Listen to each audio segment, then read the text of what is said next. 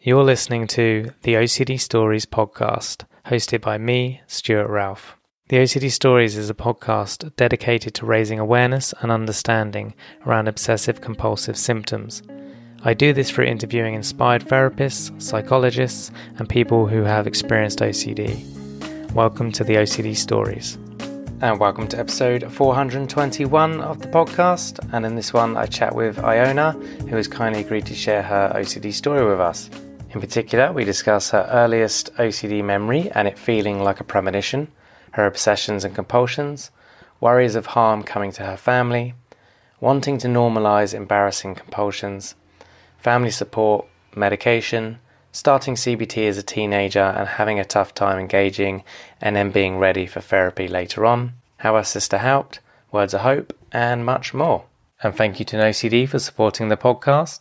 NoCD offers effective and convenient therapy available in the US and outside the US. To find out more about NoCD, their therapy plans, if they currently take your insurance, or to download their free app, head to go.treatmyocd.com/the OCD stories, or the link will be in the episode description. Thank you to all of our patrons for supporting our work. To sign up to our Patreon and to check out the other benefits you'll receive as a patron, please see the link in the show notes. So thank you so much to Iona for her time and sharing her experience. It was really nice to chat with her. And of course, thank you to you guys for listening as always. It means a lot. And without further ado, here is Iona. Welcome to the podcast, Iona.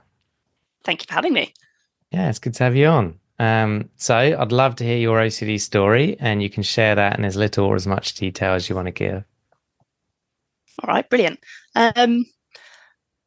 I suppose I was thinking about this earlier, thinking about where to start, how to start it. And I think it'll be difficult for a couple of reasons. So firstly, I suppose throughout my life, I've never been that open with my OCD and what I've kind of been through. I suppose I've pretended for a long time I didn't have it growing up. Through my kind of teenage years, I pretended I didn't have it, tried to pretend at all costs that I didn't have OCD, that I was like everyone else.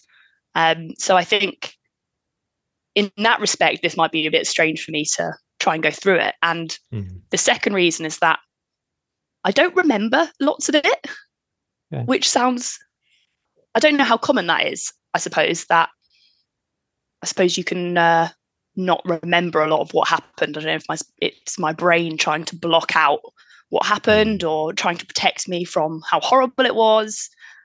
So I remember lots of very specific things and specific memories, but a lot of it I think is what I was told. So it might be a bit interesting, I guess, going through it. But I suppose we'll see. And I know exactly how it started, which is always important. I have a really specific memory of it beginning and having that first feeling, almost that first symptom of what on earth is going on. So I can't exactly remember how old I was, which isn't great, but I would think I was around 13 or 14. And I know I got diagnosed when I was 14. So it was around then. And I remember, so firstly, I suppose backstory, my family are all really, really close. So I'm really close with all of my family. And I think OCD for me stemmed from not being able to comprehend them not being there. Like the thought of them dying or not being there for me was absolutely no way could I cope with that. And I think the fear of that almost stemmed it for me, that I couldn't bear that thought. And I had never come across death when I was younger. Throughout my teenage years, no one close to me died, which is brilliant. But I think I was almost really afraid of that happening. And I remember it was just a normal Saturday. Got up, living my life, had a piece of toast, had a cup of tea. I remember chatting to my sister in the kitchen, having a pretty nice normal Saturday morning, and my mum just telling us she's going to the shops. Basically, she was like, "Okay, girls, I'm off to the shops for the morning. Like, text me if you need anything. You know, the usual. No problem." She got into her car, which is like a little silver Renault at the time. She pulled out the driveway and she went. And it was about 2 minutes after she left that I have tried to explain this before, but the only way I can explain it is like, you know, when you've gotten off the train and you think you've left something on it, like you've left your phone or something on the train, and it's that like your heart like pangs and your stomach like falls. And it was that feeling. And I couldn't identify exactly what, but I just had this awful feeling that something terrible was going to happen. Something awful was happening. And then as I was trying to think about why I was having that feeling, I then had some images of a car basically going into the side of my mum's silver Renault. Like this image flashed into my brain of a car going into my mum's car. And I had no idea. I'd never experienced anything like that in my life before, that I just had this kind of flash of an image. And I hadn't heard anything about intrusive thoughts, intrusive images at that time. And I just thought, I've just had a premonition.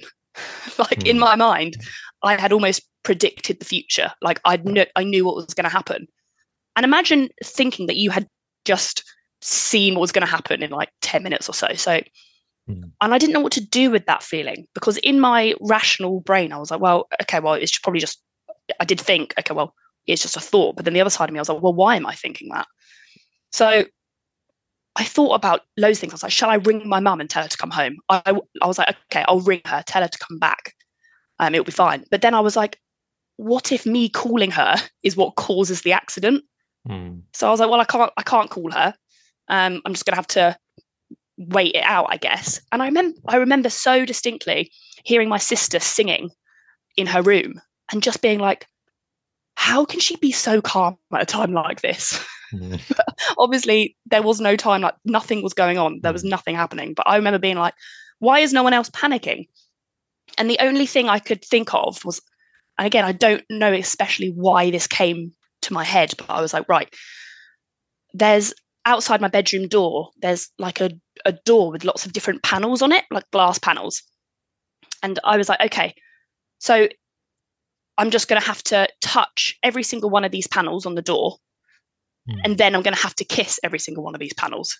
Don't tell me why I felt like I needed to just kiss them, but I was like, that is what I need to do. That is it.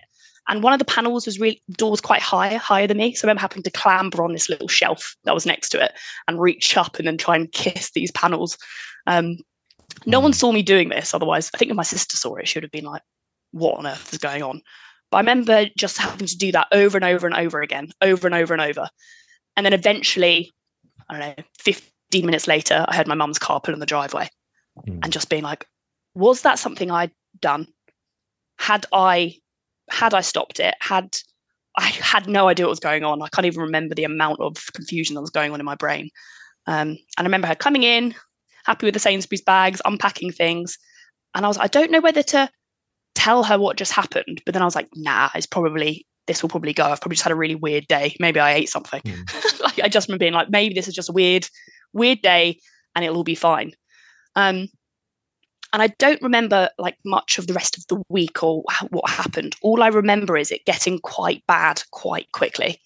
So I remember like before that day, I was always quite an anxious child. Like always growing up, I'd always be worrying about my mum, especially my mum, be worrying about what was going on. So she often traveled quite a lot for work, and I'd always be thinking, like, oh, what if the plane crashes? Is she going to be okay? Like always being really anxious. But I never had any compulsions to go with it and anything to kind of manage it.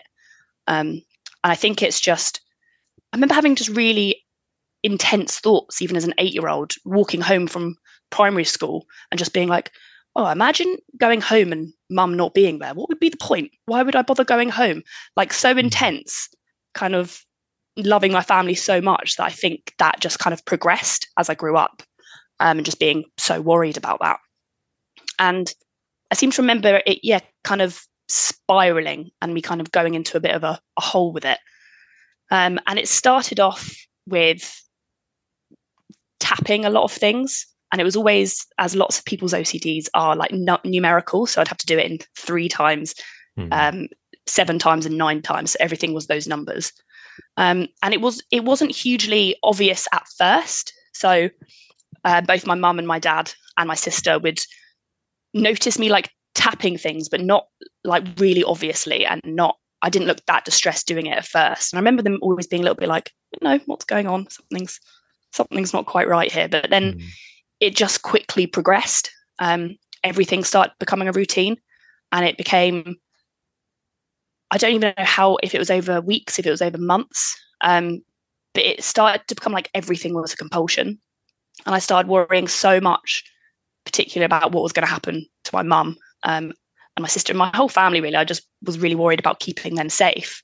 And everything became a compulsion. It was almost that my whole world was just a compulsion. Like I had to control everything. And I think one of the reasons why I've always been I haven't told my story that much or gone into much detail is because I was always quite embarrassed, as I'm sure lots of people feel when they have OCD, because it does feel so ridiculous when you're like, well, I'm having to kiss windows to keep people safe.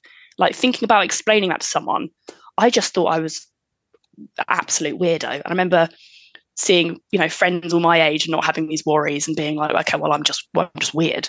I need to kind of keep this quiet.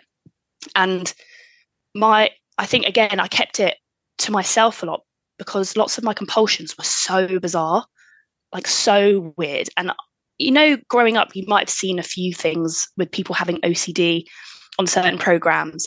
And it was always kind of made fun of a little bit on programs, or like, people turning off on and off light switches. And it was never very actually spoken about much.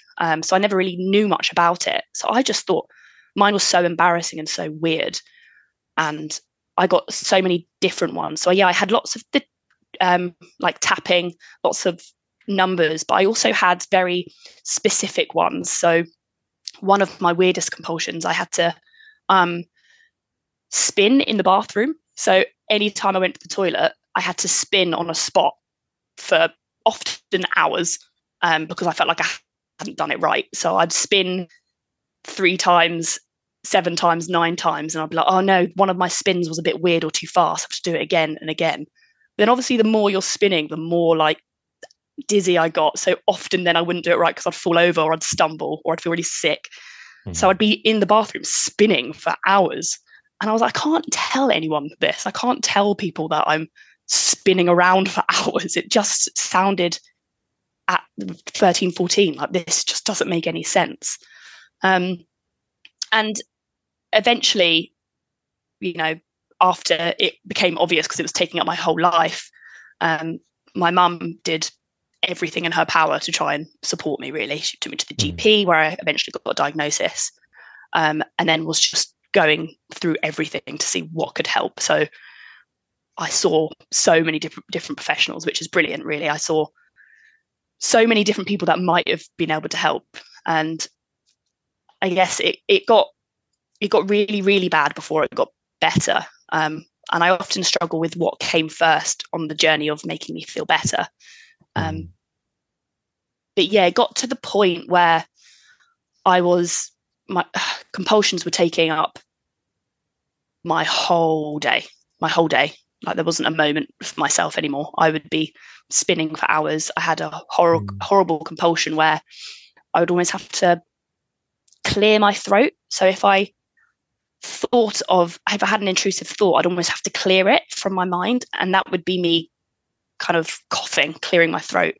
And the more that happened, the more I felt like I needed to do it, and it got worse. So I started like retching and eventually often being sick because I was clearing so much. I'd be eventually sick.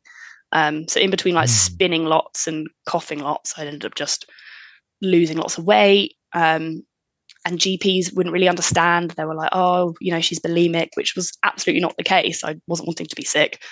Absolute opposite. But I was trying to rid myself of these thoughts and get them out of my brain the only way I thought I could, which was clearing my throat, I guess. And I remember praying, and I'm not religious at all. I remember praying for ages, and it just got to the point when I was, again, 14, that I was taking all day. No spare moment, and it took me hours. So even my leaving my bedroom compulsion, which tapping everything, kissing everything, coughing a lot, it would take me up to 2 hours to be able to leave my room, sometimes more. And that was the first bit. And then I was like, right, now time to get in the shower, and that would take me another 3 hours to even just get in the shower. So I got to the point where there's no way I could go to school. It would take me about 15 hours to get there, probably. So no way I could go to school. So I had to drop out of school and just work on I just felt lost, to be quite honest. And again, I can't remember every single thing, which is really hard. I can't remember exactly the order of what happened. Can't remember every single component, but I remember crying to my mum and her being like, I know it's horrible what's going on like right now. And I just remember looking in the mirror and being like, I don't even recognize who I am. I don't even know who I'm looking at, kind of thing. It was complete like dissociation almost. I could not recognize who that was. My whole life was that. And I remember seeing on, I think it was like MSN at the time, and I was trying to talk to friends and they'd be like, why aren't you in school? And me not being able to explain and just being like, oh, just taking some time. Just everything was a compulsion my whole life. And I was like, I don't know how to get better from this. And I think what people often don't, because obviously it was awful for me, but I think what's really hard is that I think sometimes people don't realize how awful it is for the family, like everyone around that person. It doesn't just involve, obviously it's awful for the person with OCD, they're going through it, but it's almost like the whole family are going through it too. Yeah. And, no one was able to sleep, really. No one was able to do anything because their entire world was me as well, trying to support me and trying to help me get through it. And I know they say on lots of like the information sheets, like you should never pander to someone's OCD, you should never do what they're suggesting. I think that's so hard when actually if you can create just a tiny bit of less distress for your child or your sister, you're going to want to do that. If they're like, please, can you just not do this, this, and this? They're obviously going to want to do it because they don't want to see you even more distressed. So I think the whole family was going through it, and I think we were all just at our wits' end. And I think, and this is where I kind of want to discuss before going on this podcast, I also wanted to talk about, firstly, how weird your compulsions can be, and that's okay. It doesn't have to be turning on and off light switches. It can be absolutely anything, and your thoughts can be absolutely anything. And almost to normalise that, because I think people can feel really ashamed of the thoughts they have. And also the compulsions that they do. People are like, oh, of course you're ashamed of the thoughts because you don't want them. But the compulsions can be just as embarrassing and you're hiding it for your whole life. So one of my reasons was wanting to normalise that, but also wanting to discuss the amount of support that you can get. And I think when you're in the thick of it, when your whole family's in the thick of it, of not knowing what to do, where to go. And I really remember, I think it was one of my mum's family friends, and overhearing one of them say, well, that's it for her, isn't it? And my mum being like, what do you mean? And then being like, well, she's never going to have a normal life. She's never going to be able to live properly. She's never going to be independent. This is her now. What are you going to do about it? And I just remember hearing that and being like, how bleak, like how awful that this is what I've got to do. And this is my life now. And my mum never believed that for a second. Obviously she was always knew I'd get through it and always was hopeful. And that's why she did everything in her power to get me through it. And I just remember, my whole family was so supportive through it all. And I can't remember, I think there's just so much out there. And I think people often think there's maybe not, like there may be one or two things that you can see for OCD. And I suppose there's not one thing that I can like attribute to say, that's what helped me. This is how I am where I am today. I can't say there was one set thing. I just remember there was lots of different things. So I started, I think, on medication. So I went on fluoxetine when I was around 15. And there was like, after a while, I actually went on something before fluoxetine and it was terrible. I went really like hyper almost. I remember like manically laughing almost and just being really like not okay. So that wasn't the right one. But eventually got put on fluoxetine, and that started to, I think maybe I started to get a little bit less distressed almost by it. But the compulsions were still taking up my whole life. And for my whole life, so both my parents and my sister actually are homeopaths. So I've had homeopathy my entire life since I was born, and that's always been a constant. So there's, always having that and always having that kind of support there. That's definitely something that has helped me. But again, I can't say just one thing. I think medication also supported me. I went to, I had like cranial osteopathy. I had hypnotherapy. I saw a lady, sounds bizarre, I saw a lady that does like flower essences. I honestly, my mum would try everything under the sun. Like I would see lots of different professionals. And nothing like immediately helped, nothing like clicked. There was nothing that I was like, yes, that's what did it. And eventually it was so bad that nothing felt like it was properly helping, that the GP suggested the Maudsley in London, if you've heard of it. Being an inpatient at the Maudsley. And I remember thinking that would be the worst for me. I couldn't imagine anything worse than being away from home, I suppose, and not having that support. And eventually, little by little, I started seeing. So the first time I started seeing someone for CBT, I couldn't get on board with it. Again, I think I was 15 maybe when I started CBT.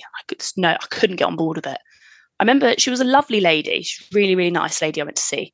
And I remember it was a lot of kind of, the support around maybe try not to tap this one small thing and then, rate your anxiety and see if it goes down.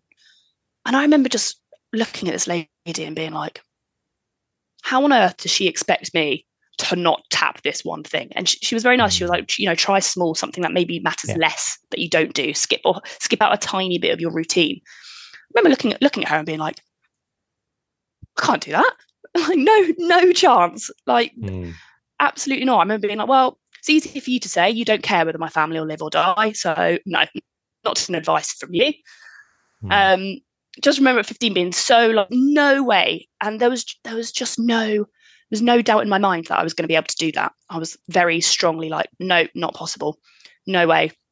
So I still went. I went to CBT for a long time, but it wasn't right.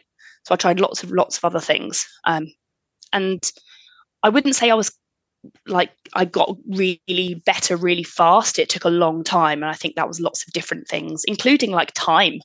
And I guess, and building that resilience and things over time started getting better. I started being able to, spend less on compulsions. So instead of 2 hours, it became maybe an hour and a half, and it got a little bit better. I just gained that resilience and a lot of other support from lots of different professionals. And eventually, about a year after, I tried CBT again. And this time, I think because I'd had a lot of other support and I'd done a lot of work on myself and had a bit more time, I was almost more in a place to explore that maybe my thoughts aren't true and that this is something I could maybe go through, whereas before I wasn't ready. And I think there's such an important message that people often think CBT is the be all and end all of what's going to help. And I'm a CBT therapist now myself, so I think it's absolutely brilliant. But the first time I tried it, I just wasn't ready. I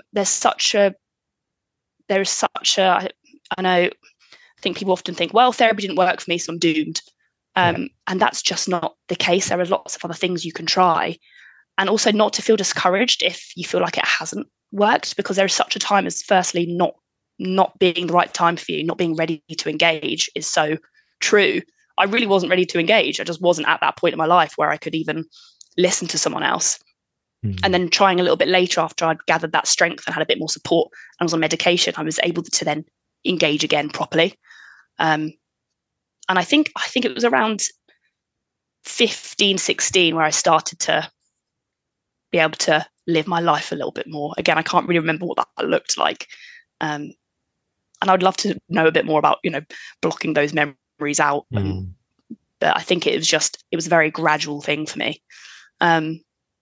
And not to say, I'm completely cured now, like everything's brilliant. I don't think I've ever met or heard from anyone who just doesn't have OCD anymore, who's just like, oh, don't have it. I've never heard that. But I do think, you can learn to manage it better. It's not like I still have compulsions and I still have intrusive thoughts, but I'm able to not kind of give into them, or not so much. So I still, for example, I'm still spinning ages in the bathroom, which, currently living with my partner, which winds him up because he's like, we need to go. And I'm like, sorry, I must spin for another bit. But it's not so distressing anymore because I have a bit more control. And instead of spending, 3 hours spinning, it's probably more like 20 minutes, which is still not, it's not perfect. And I'm still receiving help for that.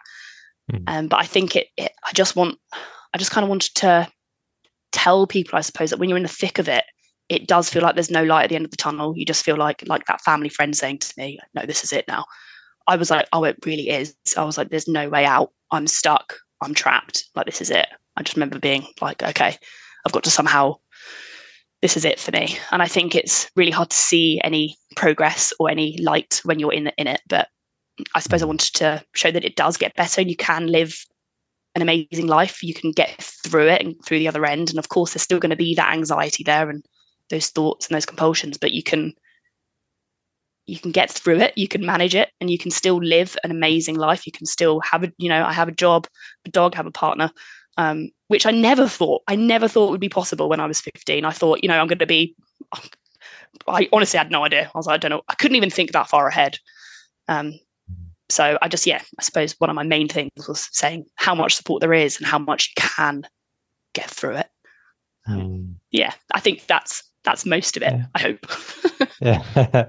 Yeah, thank you so much for sharing. And when you said about it kind of came on, it felt like a premonition that you were having. That's very much my experience. My first memory of an intrusive thought was I generally thought I was seeing the future and I needed to do something to stop it. And I wouldn't say that's happened a lot throughout my life, but that first intrusive thought very much felt like a premonition. So it's good to hear you say that. And then, so that early premonition, intrusive thought, let's call it, was about your mum being in a car crash. And then you referred to intrusive thoughts quite a bit. Is it similar about always harm coming to your family? Yeah. And I remember for years not being able to say that, which was a real block for any therapist, as you can probably imagine. I would always say something bad was going to happen. And they'd be like, what was that bad thing? And I wasn't able to say it out loud because I thought I was adding to the proof, I don't know, that it would be more likely if I said it out loud and I couldn't write it down. I couldn't say it. And it was almost always about a member of my family dying or getting into, it wasn't always a car crash. I suppose I would imagine, that book, like 100 Stupid Dumb Ways to Die, that one kind of thing. I think I just imagined every single scenario possible. So and it wasn't always like premonitions either. I didn't always have images. I would just have like a thought in my mind of she's going to fall down a drain hole cover. Like it's just like the most wild things that you could come up with. That was what was going to happen. And almost by me thinking it, that meant it was going to happen. Not always a premonition, but almost me putting it into existence. Yeah. And I was like, I've put it out there, so it's going to be more likely. Now, I can't believe I've even thought that because now it's going to happen. It's almost like my mind had the power, which is horrible. Like,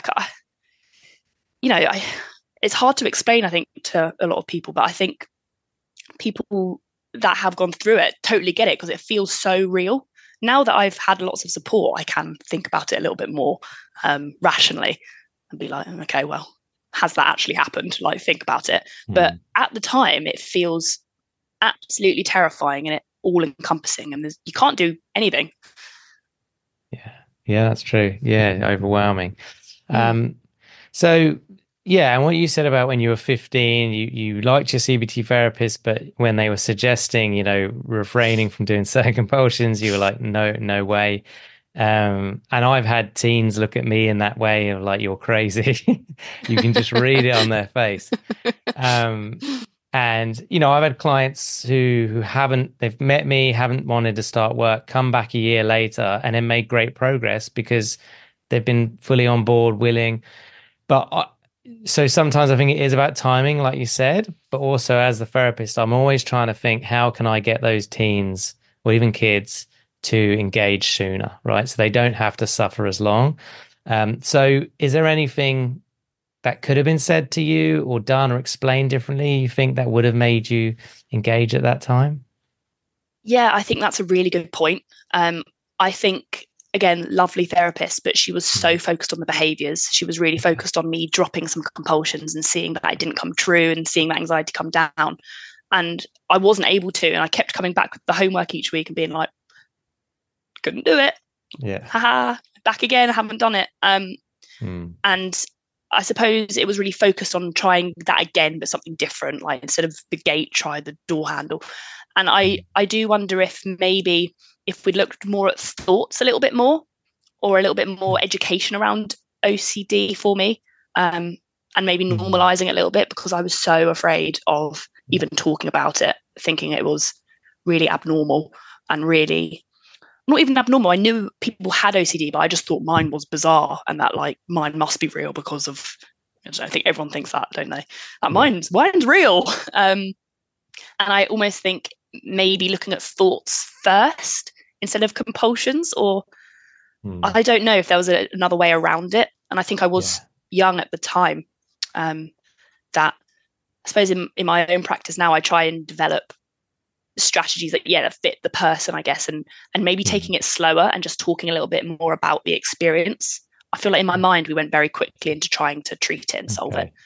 But yeah, it's hard to say what, firstly because like I've said, I don't remember lots of it, but I think it's hard to completely say what might have helped better, I suppose. Of course. No, but those are good ideas and examples. And yeah, I think psychoeducation for everyone, especially teens, is so important. Yeah, 100%. Yeah. I completely agree. I think, talking about it and normalizing it almost and letting them give you their story almost is so helpful. I'm not sure if I was given that. No, that's it. Yeah, no, you need to help them see that intrusive thoughts are normal. The everyday public has them as well, but with OCD, they're more prevalent. And I will sometimes share my own experience because I think that normalizes it in the room. Because then they're like, oh, okay, I can share this because he gets it. Or obviously, not every therapist has lived experience, but you can still share the examples of other intrusive thoughts people have, or just to normalize it. Yeah, because I think even at that time, I didn't even think that people had intrusive thoughts. I suppose I didn't even really know until later that people had, intrusions all day, every day. Literally yesterday, even I was talking to one of my friends, and we were walking over a bridge, and she was like, "Oh, I just had a really, really random urge to throw my phone in the river," and I was like, "Yes." So it's totally normal. It's just like you say, it's just different with OCD. Yeah, exactly. Yeah, it's throwing it over the bridge 50 times instead of once. Yeah, exactly. And then hiding your phone in your pocket or your bag under a zip so you don't throw it. Anyway, so I get this vibe that you're pretty close with your sister. Is that fair to say? Yeah. Good vibe, yeah. Good guess.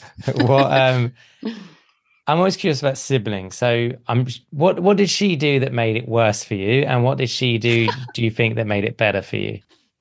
She's going to listen to this and be like, what? I actually grew up with, I've got 2 brothers and 2 sisters. Wow. But I suppose I talk about my sister the most. So my brothers are my stepbrothers, who I grew up with. And my half sister, I didn't live with growing up, but I'm close to absolutely all of them. But when I developed, when OCD came up for me, my eldest brother wasn't living at home. And again, my memory is so blocked. I think my younger brother, who's a couple of years older than me, was around sometimes, but I wouldn't blame him. I wonder if he just got away because his mum's house his mum lived like a few roads away. So I wonder if he just stayed there to get away. But my sister didn't have that option. She was always there. And this is actually a really good question because I know what she did that made it better. She would treat me like normally. She wouldn't tiptoe around me. She wouldn't be stressed about making me more anxious. She would always, so my sister just sings nonstop. Like she'll just be like in the other room just singing. You can't shut her up. And I think I would just always hear her singing, and it would just calm me down and being like, okay, well, it's not that bleak and it's not that bad, because you can hear like niceness, like someone's happy down the corridor. And that was always helpful. And she would just come in and chat to me like normal about, school, about her, boy troubles, anything. And I would just feel like, again, I was a normal person, especially when I wasn't at school. And I felt really isolated in a way, and not being able to like talk to my friends because they didn't understand. That she almost made me feel, again, integrated into life. And again, whilst I don't remember much, I do remember her getting me a Galaxy Ripple, those chocolate bars. I don't know if they still exist. I think they do. The Galaxy Ripples. I remember her buying me one every single day, coming home with the Galaxy Ripple because I loved them. And just that. I just remember her really helping me through it. Worse wise, I think like all of my family, they tried to help. So they'd try and get a compulsion out of the way for me. So they would have moved heaven and earth for me, all of them really. But I think often trying to help me. I can't really think of any proper. Oh, I do remember one. So for example, I used to have to fold every single towel in a shelf like over and over again. And if I'd folded it wrong or had an intrusive thought whilst folding them, I'd have to get them all out and start again.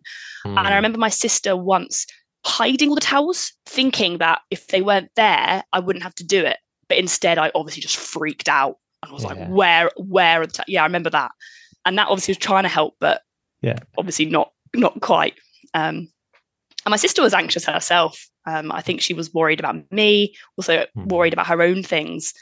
And I think my OCD took up everyone else's space to even say anything.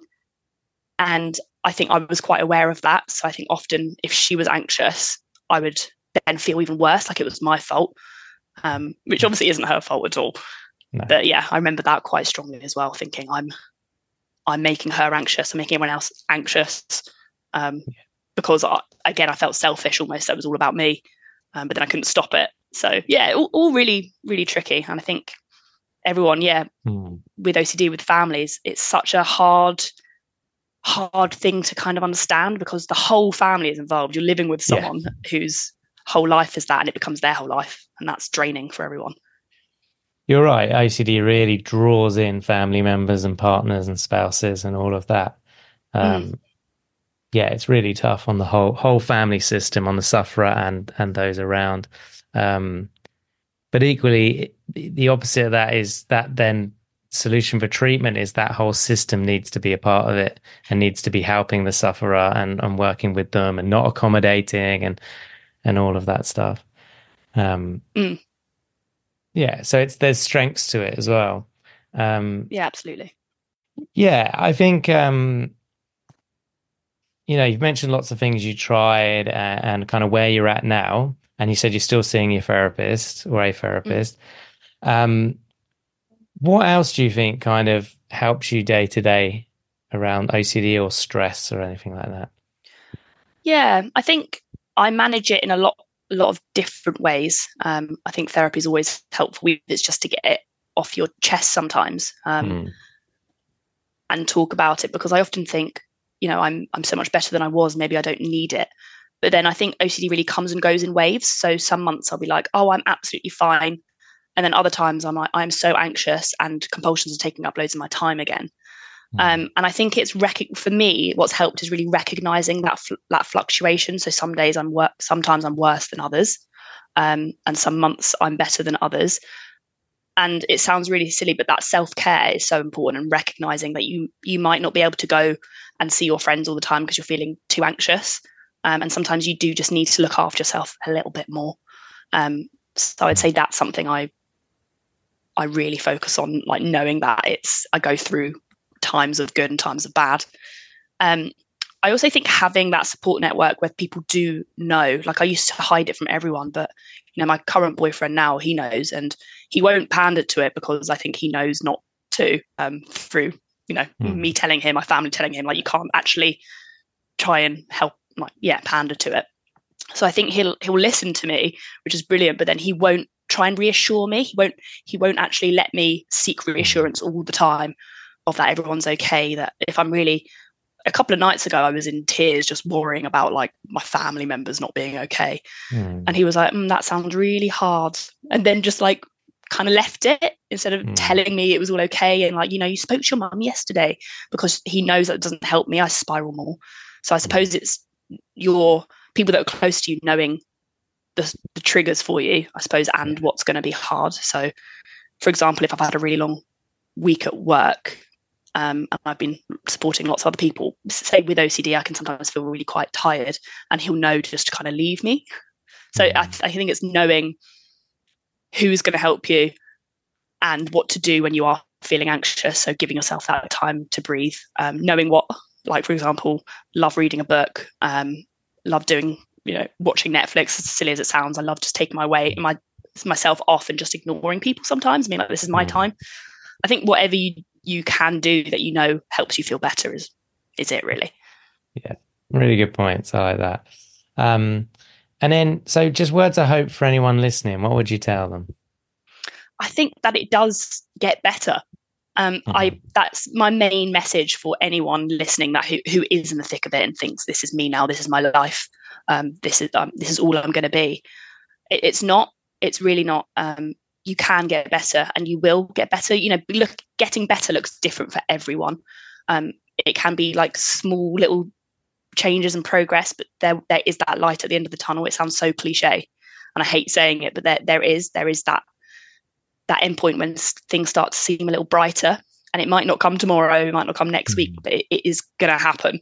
And it's almost understanding that and believing that. I think if you lose that kind of hope, that's when it can feel even worse. So just holding that in your mind, that it's not always going to be this hard. That is the best advice I think I can give anyone. Yeah, nice. And then you can pick up the phone and call the 20-year-old you. What would you tell her? I love that question. If I could pick up my younger self, tell her, I firstly would just, this is such a bit of an emotional question, really, whenever I think about that. Like, what could you tell your younger self? And I think it's that, basically, that it's going to be okay, that you are okay, you're not a weirdo. I mean, you are a weirdo, but you're not a weirdo. Does that make sense? It does. I think, this is okay that you're feeling this way. It's complete, it's normal. People all around the world, it's a common disorder. It is okay. Normalise it for myself as a young girl.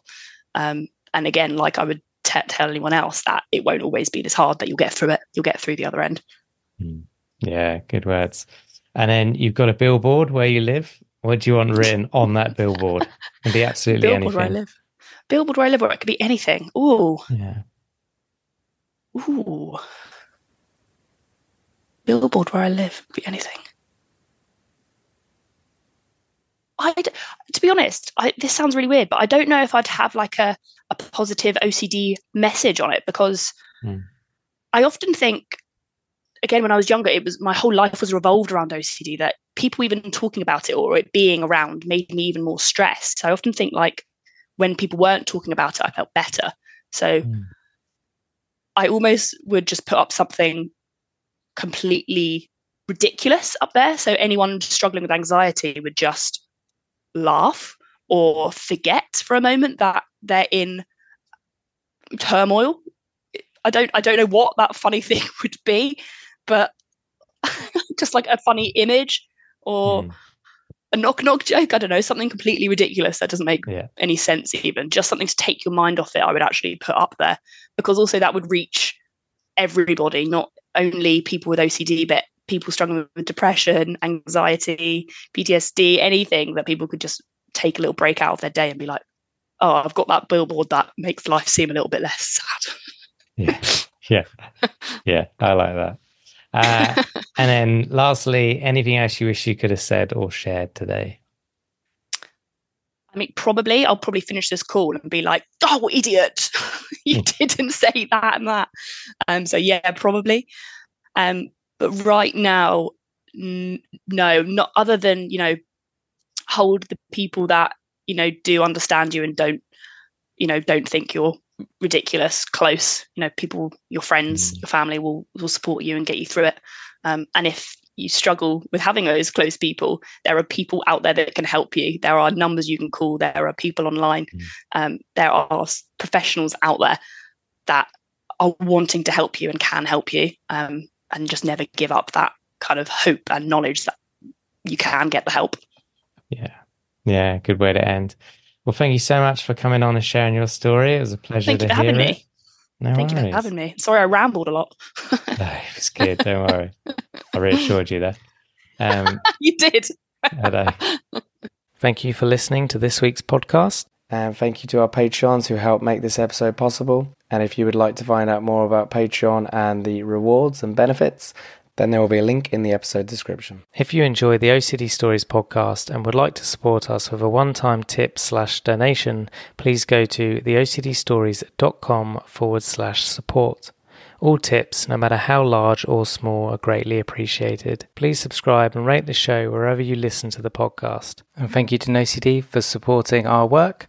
If you want to find out more about NoCD, head to go.treatmyocd.com/theocdstories or click the link in the episode description. And quick disclaimer, guys, this podcast is not therapy. It is not a replacement for therapy. Please seek treatment from a trained professional. And until we speak, take care.